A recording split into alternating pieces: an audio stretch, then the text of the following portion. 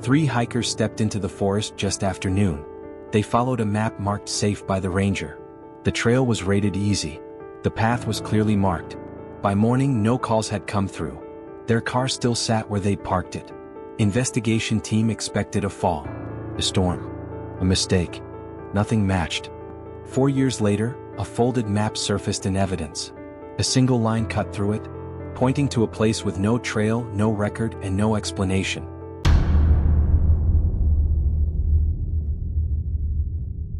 Subscribe to the channel if you like the video, and click on the bell icon to get more true crime stories. They didn't look like people who disappear. The group carried light day packs and ordinary hiking shoes, nothing built for risk or endurance. One was 19, home from college and eager to escape town for an afternoon. Another was her aunt, recently divorced, clinging to routines that still felt familiar. The third was a longtime family friend, careful by nature, known for planning ahead.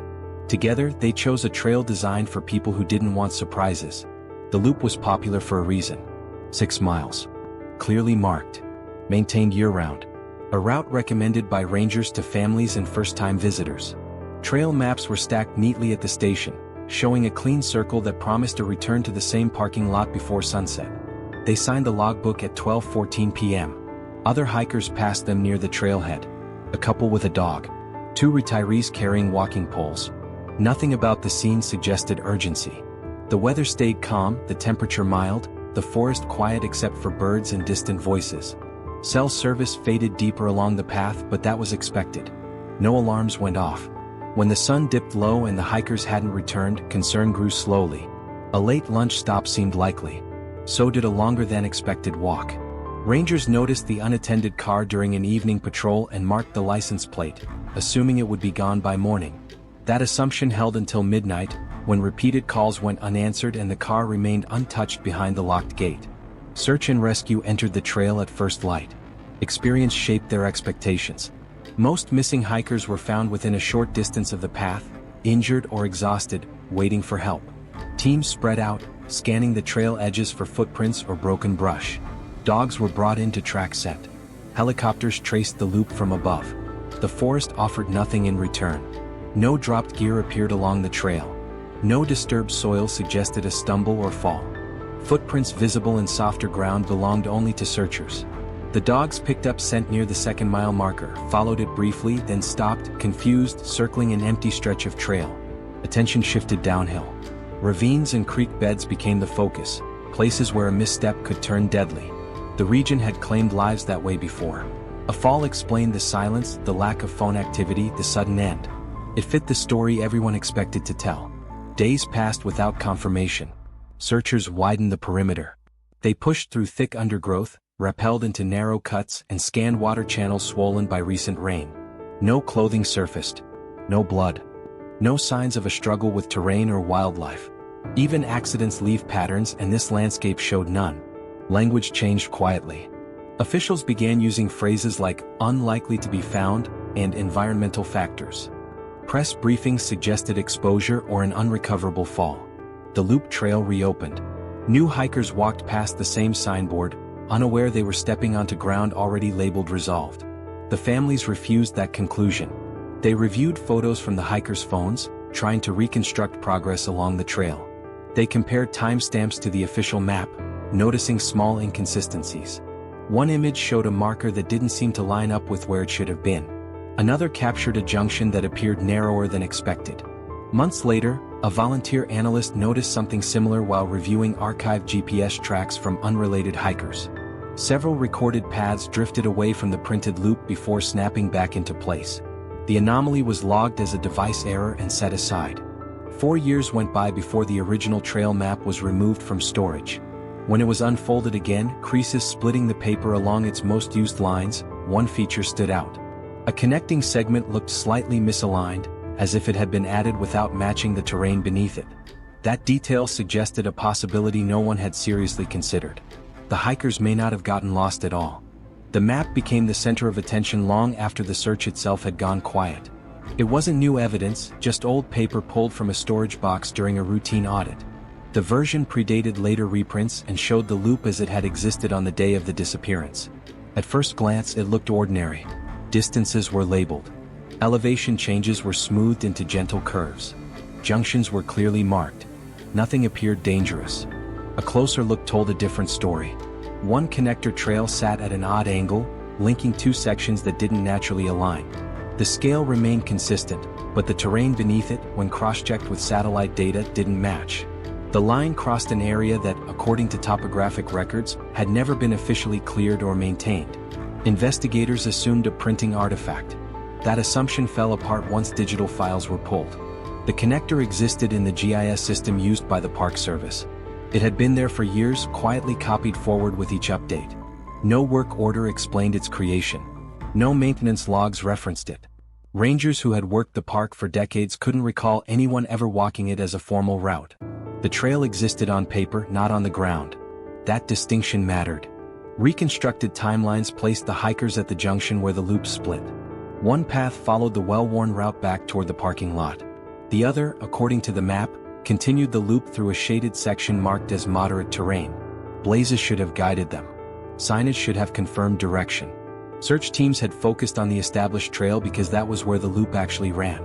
If the hikers trusted the map, they may have stepped onto something else entirely.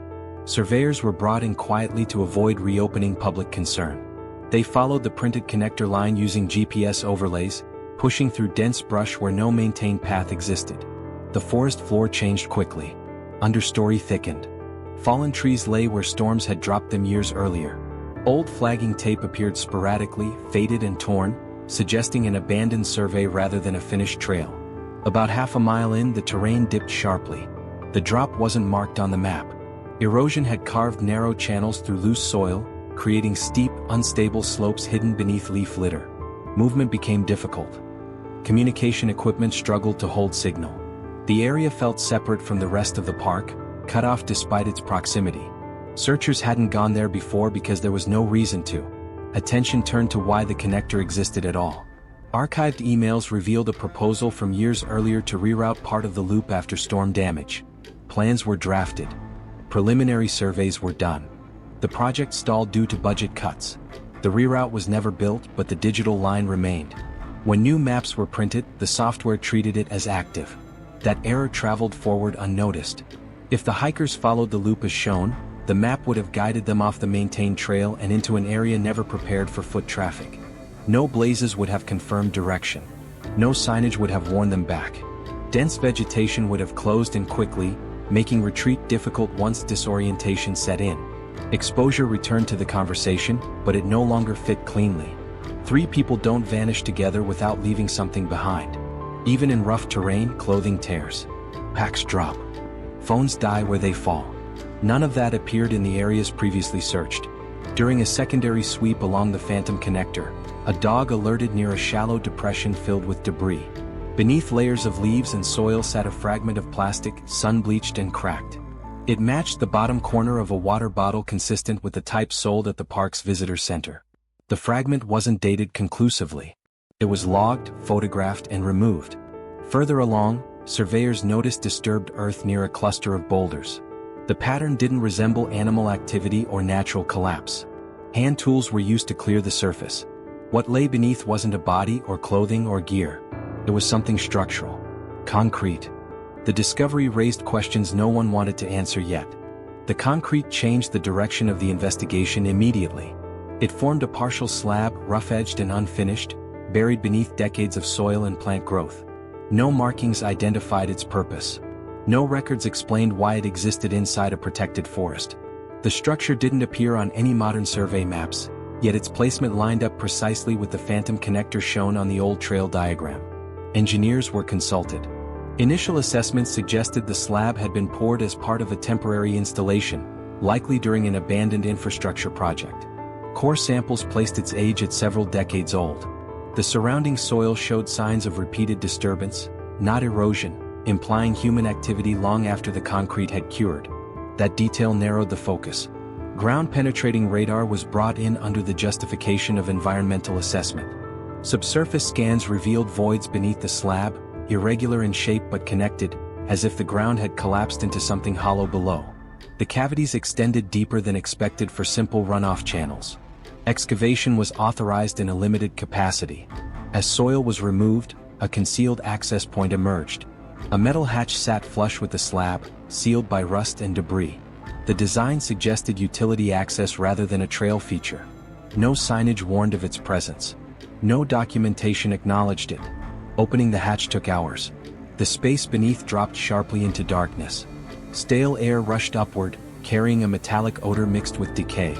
Lighting revealed concrete walls descending into a narrow chamber reinforced with steel beams. Water stains marked the sides, indicating periodic flooding. What lay below didn't match any park infrastructure plan. The chamber connected to a series of corridors cut into the bedrock, some reinforced, others raw. Electrical conduit ran along one wall, dead for years. The layout suggested purposeful construction followed by sudden abandonment. Nothing inside indicated recreational use or public access. Search teams moved carefully. Personal items appeared first. A torn backpack strap. A cracked phone screen with no remaining charge. Fabric consistent with outdoor clothing, shredded and compacted into corners by water flow. Each piece was documented, bagged, and removed. No complete remains were found. Forensic analysis later confirmed the items belonged to the missing hikers. DNA traces matched family records. The timeline aligned with the disappearance. The question shifted from where they had gone to how they ended up there. The access point sat less than a mile from the official trail. A wrong turn guided by a faulty map would have led directly toward it. Dense vegetation would have hidden the slab. Leaf cover would have concealed the hatch. One misstep on unstable ground nearby could have triggered a collapse, sending at least one person below. Panic would have followed. Attempts to help would have brought the others down. Survival inside the chamber would have been limited. Airflow was poor. Flooding occurred during rain. Exit required strength, tools, and light. Phones would have failed quickly. Shouting would not have reached the surface through layers of earth and concrete. Public statements avoided these details. Officials attributed the deaths to an unfortunate combination of environmental hazards and outdated mapping. The connector trail was removed from all digital systems. Updated maps were printed. The area around the slab was fenced off under the label of habitat restoration. The existence of the underground structure was not addressed directly. Internal memos revealed concern about liability tied to abandoned infrastructure predating current park management. Responsibility blurred across decades and agencies. A decision was made to limit disclosure to immediate families and close the site permanently. The families received answers, though not the kind they had expected. The hikers had followed the trail as it was shown to them. No reckless behavior had led them astray. Trust in an official map placed them in a location that should never have been accessible. What waited there had been hidden in plain sight, protected by paperwork rather than barriers. Visitors still walk the loop today. Painted blazes guide them safely through the forest. New signs reassure hikers of maintained paths and accurate maps. Few realize a line once printed on paper redirected 3 people into a space never meant to exist. The trail no longer shows that connection. The ground still remembers it.